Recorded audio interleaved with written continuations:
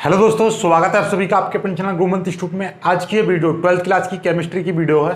Chemistry में जैसा कि आपका लेसन 7 चल रहा था पी ब्लॉक के एलिमेंट्स, तो उसमें आपका आज ये टॉपिक है सल्फ्यूरिक अम्ल। सल्फ्यूरिक अम्ल को हम सचित्र वर्णन पूरा डिस्कस करेंगे, अच्छी तरह से हम इसको लर्न कर लेंगे, क्योंकि ये पिछली बार भी आया था और अब के इसके 90% यानी कि ये कहिएगा 99% चांसेस हैं आने के, क्योंकि सल्फ्यूरिक अम्ल यानी यूपी बोर्ड के प्रत्येक एग्जाम की हम बात करें तो किसी ना किसी सेट में सल्फ्यूरिक अम्ल आता ही आता है।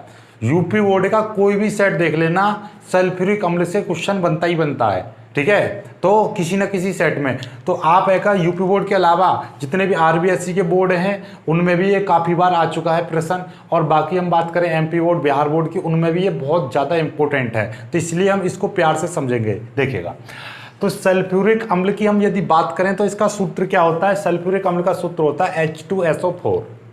सल्फ्यूरिक अम्ल का फॉर्मूला क्या होता है H2SO4, जिसको अणु सूत्र बोलते हैं।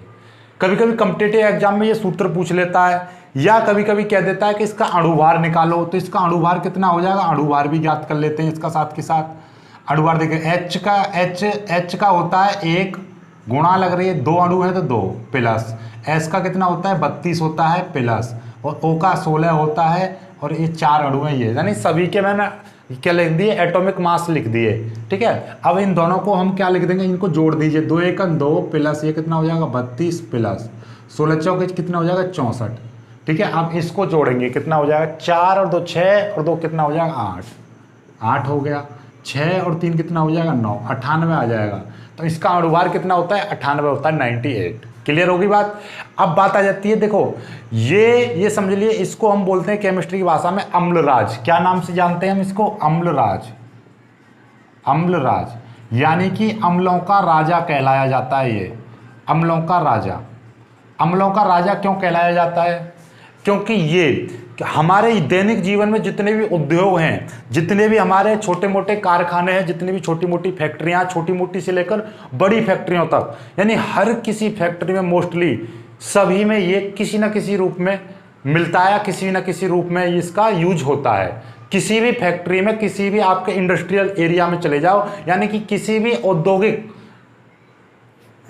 कोई भी आपका औद्योगिक निर्माण करते हैं, किसी भी चीज़ के उत्पादक में, औद्योगिक उत्पादन में इसका हर जगह यूज होता है। जैसे कि आपका कपड़ा उद्योग हो गया, जैसे कि आपका चमड़ा उद्योग हो गया, जैसे कि आपका कागज उद्योग हो गया, जैसे कि आपका प्लास्टिक उद्योग हो गया, औषधियाँ बनाने का उद्योग हो गया, और आपका जो पेंट बनते हैं ना, पेंट जिसे कलर बोलते हैं, जो पेंट हो जाए दीवार पर करने वाला, वो कलर बनाने के, या फिर कोई रंग बनाने के, या कपड़ों पर रंगाई करने के, यानी कि ओवरऑल हम बात करें कोई भी आपका उद्योग है, किसी ना किसी प्रकार के उद्योग में कहीं ना कहीं इसका उपयोग होता ही होता है।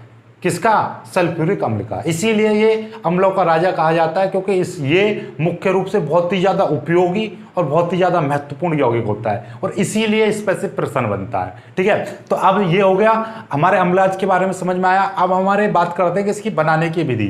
तो इसकी ये लैब में तो बनाया ही जाता है, लेकिन हमारे इसकी लैब के ज़्यादा आपका क्या आता है, लैब का तो अब तक नहीं आया, केवल इसके औद्योगिक उत्पादन की विधि आती है। तो औद्योगिक उत्पादन की 2 विधियां होती हैं, एक संपर्क विधि, एक शीश कक्ष विधि, जिसे बोलते हैं लेड कक्ष विधि, ठीक है। तो कितनी विधियां होती हैं इसकी, 2 विधियां होती हैं, एक संपर्क विधि, संपर्क विधि के द्वारा सल्फ्यूरिक अम्ल का निर्माण, और एक होता है लेड कक्ष विधि या शीश कक्ष जिसे बोलते हैं, लेड कक्ष विधि, ठीक है। लेड कक्ष विधि या हम उसको बोलेंगे शीश कक्ष विधि, ठीक है। ये 2 विधि होती हैं, जिसमें से हम आज आपकी सल्फ्यूरिक अम्ल की संपर्क विधि का अध्ययन करेंगे। ये आपकी क्या है, संपर्क विधि है। देखो इतना बड़ा चित्र है, बहुत मेहनत लगी है, एक एक पॉइंट को हम क्लियर करेंगे। तो ये होती है आपकी संपर्क विधि। अब संपर्क विधि को देखो नॉर्मली हम बात करें तो 3 बिंदुओं में खत्म कर देते हैं। इसकी रिएक्शंस को पहले समझेंगे, उसके बाद में इसका पूरा विधि समझेंगे। देखिए, यदि आपने ये चित्र बना दिया पेपर में और ये लिख दिया सूत्र, अणुभार लिख दिया, इसको अम्लों का राजा कहते हैं, क्योंकि ये प्रत्येक उद्योग में कहीं ना कहीं इसका उपयोग होता रहता है, ठीक है। या प्रत्येक उद्योग में ये इसका यूज होता है। 99% उद्योगों में इस सल्फ्यूरिक अम्ल का उपयोग किया जाता है, ऐसे लिख देना, ठीक है। अब बात आ जाते हैं हम कि इसमें ये 3 रिएक्शनों में इसकी क्रिया पूरी हो जाती है, 3 रिएक्शनों में बन जाता है। ये कैसे बनता है देखिएगा। सबसे पहले हम सल्फर को दूसरे नाम जानते हो, सल्फर को हम गंधक भी बोलते हैं। क्या बोलते हैं? गंधक। तो सल्फर को वायु के साथ हम गर्म करते हैं, वायु के साथ जलाते हैं तो सल्फर डाइऑक्साइड गैस बना लेते हैं। सबसे पहले क्या बनाते हैं? सल्फर डाइऑक्साइड गैस बनाते हैं। सल्फर और ऑक्सीजन को मिलाकर हम सल्फर डाइऑक्साइड गैस बनाते हैं। अब इस सल्फर डाइऑक्साइड में ऑक्सीजन की क्रिया फिर से कराते हैं तो आप यहाँ पे क्या सल्फर ट्राइऑक्साइड बना लेते हैं। यानी क्या किया हमने? सल्फर डाइऑक्साइड की क्रिया फिर से हमने वायु के साथ कराई या ऑक्सीजन के साथ कराते हैं, सल्फर ट्राइऑक्साइड प्राप्त कर लेते हैं। दूसरा स्टेप क्या है? हम पहले में सल्फर डाइऑक्साइड प्राप्त करते हैं, फिर इसकी सहायता से हम सल्फर ट्राइऑक्साइड प्राप्त करते हैं। इस रिएक्शन को संतुलित करो। यहाँ पे 2 है, यहाँ पे 2, 4 हो गए। यहाँ पे कितना? 3 ही है। तो यहाँ पे क्या कर रहे हैं हम? इसकी देखिएगा, यहाँ पे हमने 2 की मल्टीप्लाई कर देंगे तो कितना हो गया? ये आपका देखो, ये इस 2 की मल्टीप्लाई इसमें कर दे और इस 3 की मल्टीप्लाई में इधर कर दूंगा तो यहाँ पे कितना हो जाएगा? 3 दूनी 6 हो जाएगा। लेकिन यहाँ पे 6 ही चाहिए आपको ओ, इसीलिए मैं यहाँ पे क्या कर दे रहा हूँ? S2 है तो मैं 2 बना ले रहा हूँ इधर S। तो देखिएगा 2S हो गया, इधर 2S हो गया, इधर O कितने हो गए? 2 दूनी 4O, 4 और 2 6O हो गए, इधर भी 2 3 6O हो गए। ठीक है, रिएक्शन संतुलित करना मैं आगे बता दूंगा, अभी फिलहाल हम विधि पर फोकस करते हैं। ठीक है, तो क्लियर है? रिएक्शन को अभी याद कर लेना, बाकी मैं रिएक्शन संतुलित करना, रिएक्शन बनाना भी सिखाऊंगा आपको, चिंता मत करना। लेकिन अभी फिलहाल आपको ये चीज तो समझ में आ ही रही है रिएक्शन। ठीक है, सिंपल सी रिएक्शन है, सल्फर डाइऑक्साइड में ऑक्सीजन मिलाया, सल्फर ट्राइऑक्साइड प्राप्त कर लिया। 2 स्टेप हो गए। तीसरा स्टेप क्या होता है? यानी इस सल्फर ट्राइऑक्साइड में हम क्या मिलाते हैं? H2SO4 मिलाते हैं। इस सल्फर ट्राइऑक्साइड में हम H2SO4 मिलाते हैं। ये सल्फर ट्राइऑक्साइड में हमने H2SO4 मिला दिया और इससे मिलाने के बाद हम ओलियम प्राप्त कर लेते हैं। क्या प्राप्त कर लेते हैं? Oleum, H2H2O7। ये क्या है? आपका ओलियम है। ये क्या है? ओलियम। ये क्या चीज़ है? ऐसा होता है कि यानी कि सल्फ्यूरिक अम्ल होता है, उसी का ये समझ लीजिए गाढ़ा रूप है, बहुत ज़्यादा गाढ़ा। तो इसमें क्या है कि इस ओलियम में हम अपनी इच्छा से जितना पानी मिलाना चाहें उतना ही हम क्या बना लेते हैं? सल्फ्यूरिक अम्ल बना लेते हैं। तो ये सल्फ्यूरिक अम्ल की ऐसे समझिए, तुमने रुआवजा देखा? रुआवजा जो होते हैं, रुआवजा की जो बोतल होती है और हम शरबत बनाते हैं तो उसमें से 2 ढक्कन डाले उसमें, तो रुआवजा क्या है? ये लाइक दिस रुआवजा। और अब इसमें पानी मिलाकर उसमें से 2 ढक्कन डालो, जितना चाहो। कोई हो सकता है 3 ढक्कन डालकर शरबत बनाता है, कोई 4 ढक्कन डालकर बनाता है, कोई 1 ढक्कन डालकर बनाता है। वो अपनी मर्जी से, अपनी इच्छा के अनुसार जितना चाहो उतना हम इससे सल्फ्यूरिक अम्ल प्राप्त कर लेते हैं। अब बात आएगी कि सर आप सल्फ्यूरिक अम्ल बना रहे हो और इसमें सल्फ्यूरिक अम्ल ही इसमें मिला रहे हो, तो ऐसा क्यों? ऐसा होता है बेटा कि ये हम चीज़ जो बनाते हैं ना, ये औद्योगिक स्तर पर बनाते हैं, यानी कि अपना उद्योग करने के हिसाब से, यानी बहुत बड़ी मात्रा में। और ये जो चीज़ होती है ये लैब में निर्माण करके हम इसका यूज करते हैं, यानी लैब का बना हुआ इस्तेमाल करते हैं, फिर ये बड़े स्तर पर बनाते हैं, यानी छोटे स्तर से बड़ा स्तर बनाते हैं। ठीक है, अब हम इसकी विधि का वर्णन करेंगे। विधि के वर्णन से पहले मैं आपको फिर से बता दे रहा हूँ, मैं बता दे रहा हूं कि इसमें 3 भाग होते हैं। पहला भाग क्या कि गंधक को हम ऑक्सीजन के साथ जलाकर सल्फर डाइऑक्साइड प्राप्त करते हैं, या ऐसे समझ लीजिए कि सल्फर को वायु में जलाकर सल्फर डाइऑक्साइड प्राप्त करते हैं, या आयरन पायराइट को वायु में जलाकर सल्फर डाइऑक्साइड प्राप्त करते हैं। इस रिएक्शन पर ज्यादा महत्व मत दो। किसको दो? कि इस विधि में सल्फर को वायु के साथ जलाकर सल्फर डाइऑक्साइड प्राप्त कर लेते हैं तथा फिर सल्फर डाइऑक्साइड की क्रिया वायु से कराकर सल्फर ट्राइऑक्साइड प्राप्त कर लेते हैं। इस सल्फर ट्राइऑक्साइड में H2SO4 यानी सांद्र, और ये कैसा होता है? सांद्र सल्फ्यूरिक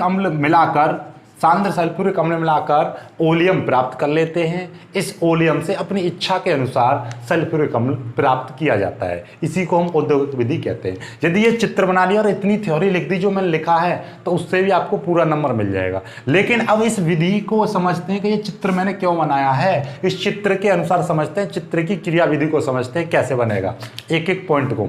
तो इसमें आपके बनाऊंगा मैं 8 पॉइंट। देखिएगा, सबसे पहले क्या होता है, देखिएगा सल्फर डाइऑक्साइड बनाने के लिए सबसे पहले हम सल्फर लेते हैं। सल्फर को हम दूसरे नाम से क्या जानते हैं? गंधक। तो गंधक को वायु के साथ जलाते हैं, और किस में जलाते हैं? ये कक्ष होता है आपका पाइराइट वर्नर कक्ष। तो इस पाइराइट वर्नर कक्ष में हम सल्फर यानी कि गंधक और वायु को जलाते हैं।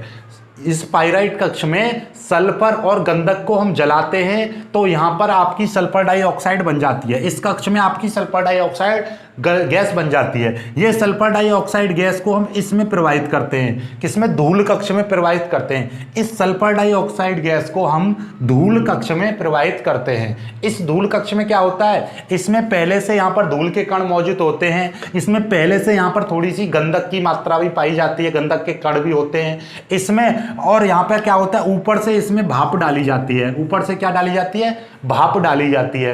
भाप डालने का इसका क्या अर्थ होता है कि इसमें जो धूल के कण होते हैं और इसमें जो सल्फर डाइऑक्साइड मिली, वाष्प मिली, यानी ऊपर से भाप मिली, और धूल के कण क्या होता है, भारी हो जाते हैं और भारी होने के कारण नीचे बैठ जाते हैं। और जब नीचे बैठ जाएंगे तो यहाँ से सल्फर डाइऑक्साइड निकलकर कहाँ पहुँचती है, इस धूल में से प्रवेश करती हुई और भाप में प्रवेश करती हुई धावन कक्ष में पहुँचती है। किस कक्ष में पहुंचती है, धावन कक्ष में पहुंचती है। अब सल्फर डाइऑक्साइड गैस आपके धावन कक्ष में पहुंच जाती है। इस धावन कक्ष में क्या होता है, इस धावन कक्ष में जल, ऊपर से जल की बौछार होती है, तो जल की बौछार से सल्फर डाइऑक्साइड गैस धुल जाती है मतलब जिसमें धूल के कण होते हैं वो अलग हो जाते हैं। इस वाले धावन कक्ष में धूल के कण सल्फर डाइऑक्साइड से अलग हो जाते हैं। जब सल्फर डाइऑक्साइड की अलग हो गए कक्ष, फिर हम इसको शुष्कन कक्ष में भेजते हैं।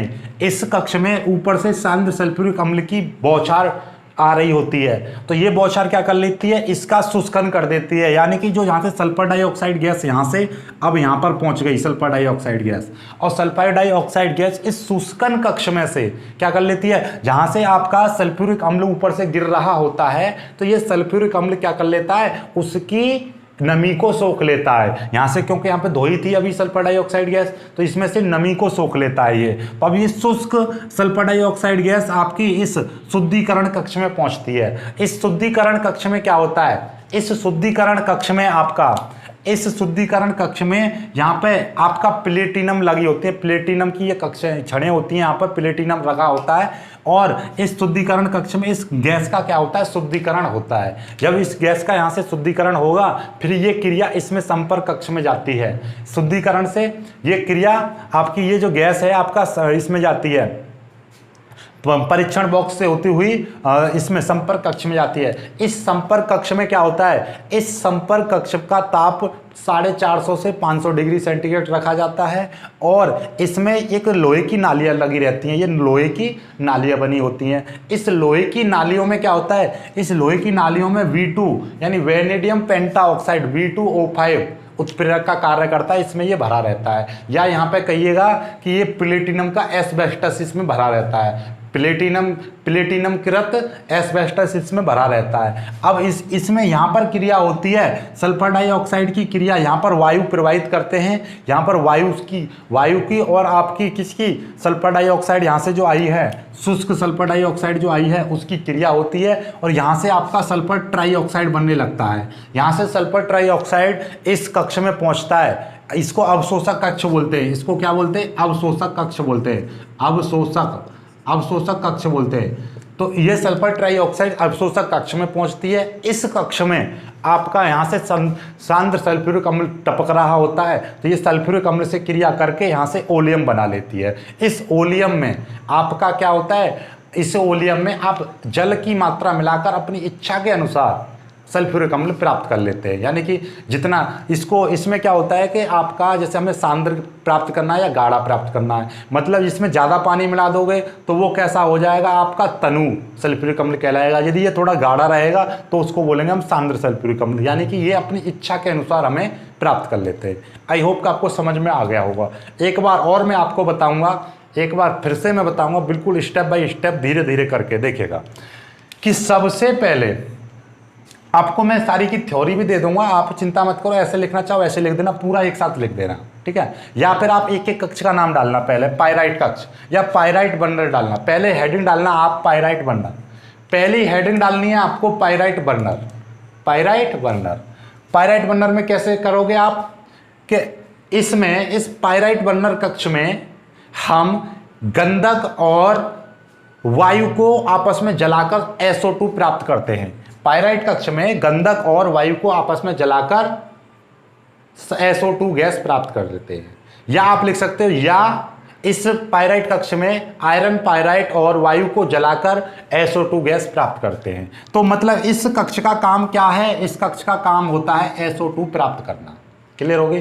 पहली बात समझ आ गई। पहला हेडिंग डालो आप पाइराइट कक्ष, और पाइराइट कक्ष में गंधक या आयरन पाइराइट को वायु के साथ जलाकर सल्फर डाइऑक्साइड प्राप्त कर लेते हैं, सल्फर डाइऑक्साइड प्राप्त कर लेते हैं। अब फिर हेडिंग डालना आप धूल कक्ष, फिर हेडिंग डालना आप धूल कक्ष। धूल कक्ष में क्या होता है?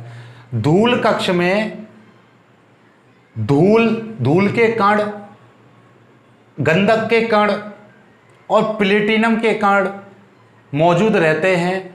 इसमें हम ऊपर से भाप प्रवाहित करते हैं। जब सल्फर डाइऑक्साइड का गैसीय मिश्रण इसमें जाता है तो धूल के कण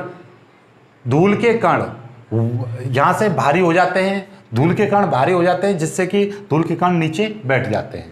ठीक है, तो मतलब क्या, धूल के कणों से प्रवाहित होती है सल्फर डाइऑक्साइड गैस। ठीक है, तो क्लियर होगी बात। यहां से यह आगे प्रवाहित हो जाएगी। क्लियर है? एक बार फिर से, धूल कक्ष में क्या होता है? धूल कक्ष में धूल के कण व गंधक के कण मौजूद होते हैं और इस धूल कक्ष में ऊपर से भाप प्रवाहित करते हैं, जिससे धूल के कण भारी होकर नीचे बैठ जाते हैं और इसमें से यानी सल्फर डाइऑक्साइड का गैसीय मिश्रण इस कक्ष से गुजरता है, इस कक्ष से होकर गुजरता है। अब फिर हेडिंग डालो धावन कक्ष। इस कक्ष में ऊपर से जल की बौछार होती है और जब गैसीय मिश्रण इस कक्ष में आता है तो उसका धावन हो जाता है, यानी कि वो धुल जाता है। यानी कि यहाँ से उसके धूल के कण, जो धूल की मात्रा आती है उस पर वो अलग हो जाती है, तो हो गई अलग इससे। अब बात आती है शुष्कन कक्ष। हेडिंग डालो शुष्कन कक्ष। इस कक्ष में जो धावन कक्ष से प्राप्त गैसीय मिश्रण है उसमें थोड़ी नमी होती है, जिसको इस कक्ष में ऊपर से सल्फ्यूरिक अम्ल की बौछार करके उसको शुष्क कर लिया जाता है। किसको? यहां से हमने शुष्क कर लिया आपकी SO2 को। अब SO2 शुद्धिकरण कक्ष से प्रवाहित होती है। इस शुद्धिकरण कक्ष में प्लेटिनम युक्त छड़ें होती हैं जो कि इस गैस को शुद्ध करने का कार्य करती हैं। तो इस कक्ष में गैस का शुद्धिकरण होता है। सिंपल सा लिख दिया आपने। ठीक है, यह गैस फिल्टर बॉक्स से होकर संपर्क कक्ष में पहुंचती है। इस संपर्क कक्ष का ताप 450 से 500 डिग्री सेंटीग्रेड होता है, या फिर आप अलग से हेडिंग डाल देना संपर्क कक्ष। ठीक है, यहाँ तक इस शुद्धिकरण कक्ष में गैस का शुद्धिकरण हो जाता है और गैस आगे परीक्षण बॉक्स से होती हुई संपर्क कक्ष में पहुंच जाती है। अब से हेडिंग डालना संपर्क कक्ष। संपर्क कक्ष में हेडिंग डाल लेना, फिर लिखना संपर्क कक्ष का टेम्परेचर 450 से 500 डिग्री सेंटीग्रेड होता है। इसमें लोहे की पाइप होती हैं, लोहे की नलियां होती हैं, जिनमें V2O5 भरा रहता है, जो कि उत्प्रेरक का कार्य करता है। V2O5 भरा होगा या इसमें आपका प्लेटिनम युक्त एस्बेस्टस भरा रहता है। तो प्लेटिनम को मारा गोली V2O5 ज़्यादा इंपॉर्टेंट रहता है। तो यहाँ पर क्या होता है? V2O5 भरा रहता है, जो कि उत्प्रेरक का कार्य करता है। इसमें ये जो सल्फर डाइऑक्साइड है वायु से क्रिया करती है इस कक्ष में, संपर्क कक्ष में, और SO3 गैस का निर्माण करती है। SO3 गैस बन जाती है। यह SO3 गैस अवशोषक कक्ष में पहुँचती है, जहाँ पर ऊपर से सांद्र सल्फ्यूरिक अम्ल की बौछार हो रही होती है, जिससे ये क्रिया करके या सांद्र सल्फ्यूरिक अम्ल से क्रिया करके ओलियम का निर्माण करता है, ओलियम बनाता है। इस ओलियम से हम अपनी इच्छा अनुसार सल्फ्यूरिक अम्ल प्राप्त कर लेते हैं या सल्फ्यूरिक अम्ल बना लेते हैं। इसी पूरे प्रक्रम को हम सांद्र सल्फ्यूरिक अम्ल का औद्योगिक निर्माण कहते हैं, या इसी पूरे प्रक्रम को हम सल्फ्यूरिक अम्ल बनाने की संपर्क विधि कहते हैं। क्लियर होगी बात? आई होप कि आपको भाई इससे इजी मेथड और ऐसे पॉइंट टू पॉइंट क्लियर कोई भी नहीं कर सकता है। तो वीडियो बहुत ज़्यादा मेहनत से बनाई गई है, तो वीडियो को लाइक करना, अपने दोस्तों के साथ शेयर करना और चैनल को सब्सक्राइब जरूर कर लेना। एक बार मैं फिर से आपको बता दे रहा हूँ, यानी कि सल्फ्यूरिक अम्ल बनाने के लिए सल्फ्यूरिक अम्ल 3 भागों में बनता है, या सल्फ्यूरिक अम्ल बनाने के 3 चरण होते हैं। प्रथम चरण कि सल्फ्यूरिक अम्ल में सल्फर को गंधक के प्रथम चरण सल्फर यानी गंधक को ऑक्सीजन के साथ या वायु के साथ जलाकर सल्फर डाइऑक्साइड गैस प्राप्त करते हैं। इस सल्फर डाइऑक्साइड गैस को वायु के साथ क्रिया कराकर सल्फर ट्राइऑक्साइड प्राप्त करते हैं। सल्फर ट्राइऑक्साइड में सांद्र सल्फ्यूरिक अम्ल मिलाकर ओलियम प्राप्त किया जाता है। इस ओलियम से अपनी इच्छा के अनुसार अपनी इच्छा अनुसार H2SO4 प्राप्त कर लिया जाता है। ये इसके 3 चरण होते हैं। अब इसकी क्रियाविधि को हम फिर से समझते हैं कि इसमें एक पायराइट बर्नर कक्ष होता है। इस कक्ष में सल्फर यानी कि गंधक और वायु को प्रवाहित करते हैं, जो कि आपस में जलकर यहाँ पे SO2 गैस का निर्माण करती हैं। यह SO2 गैस धूल कक्ष से होकर गुजरती है। धूल कक्ष में ऊपर से भाप गिराई जाती है, जिससे कि धूल के कण भारी होकर नीचे बैठ जाते हैं और कुछ धूल के कण सल्फर डाइऑक्साइड के साथ मिलकर गैसीय मिश्रण धावन कक्ष में पहुंचता है। इस धावन कक्ष में H2SO4 ऊपर से गिरा यानी कि H2O यानी जल की बौछार की जाती है, जिससे कि गैसीय मिश्रण धुल जाता है या गैसीय मिश्रण का धावन हो जाता है या धुल जाता है। तो गैसीय मिश्रण धुलकर तो उसमें थोड़ी नमी आ जाती है, जिसको हम शुष्कन कक्ष से होकर गुजारते हैं। इस शुष्कन कक्ष में ऊपर से सांद्र सल्फ्यूरिक अम्ल की बौछार हो रही होती है, जिससे इस कक्ष में गैस शुष्क हो जाती है। अतः शुष्क गैस शुद्धिकरण कक्ष में होकर से गुजरती है। इस शुद्धिकरण कक्ष में गैस शुद्ध हो जाती है और शुद्ध SO2 परीक्षण बॉक्स से होकर गुजरती है। परीक्षण बॉक्स से होकर गुजरने पर शुद्ध गैस परीक्षण बॉक्स से गुजरकर संपर्क कक्ष में आ जाती है। इस संपर्क कक्ष का ताप 450 से 500 डिग्री सेंटीग्रेड रखा जाता है और इसमें नालियां होती हैं, लोहे की नालियां होती हैं, जिनमें V2O5 भरा रहता है, जो कि उत्प्रेरक का कार्य करता है। इस कक्ष में V2O5 की उपस्थिति में SO2 वायु से क्रिया करके SO3 गैस बनाती है। यह SO3 गैस अवशोषक कक्ष में जाती है, जहां पर यह सांद्र H2SO4 से क्रिया करके या इस कक्ष में ऊपर से सांद्र H2SO4 प्रवाहित करते हैं और यह गैस SO3 गैस सांद्र H2SO4 से क्रिया करके ओलियम बना लेती है। इस ओलियम से हम अपनी इच्छा अनुसार हम सांद्र सल्फ्यूरिक अम्ल प्राप्त कर लेते हैं। सांद्र नहीं, सल्फ्यूरिक अम्ल प्राप्त कर लेते हैं। इसी प्रक्रम को हम संपर्क विधि कहते हैं। सल्फ्यूरिक अम्ल के औद्योगिक निर्माण की संपर्क विधि कहते हैं। आई होप कि आपको क्लियर हो चुका होगा। क्लियर हो गया तो वीडियो को लाइक करना, अपने दोस्तों के साथ शेयर करना और चैनल को सब्सक्राइब जरूर कर लेना।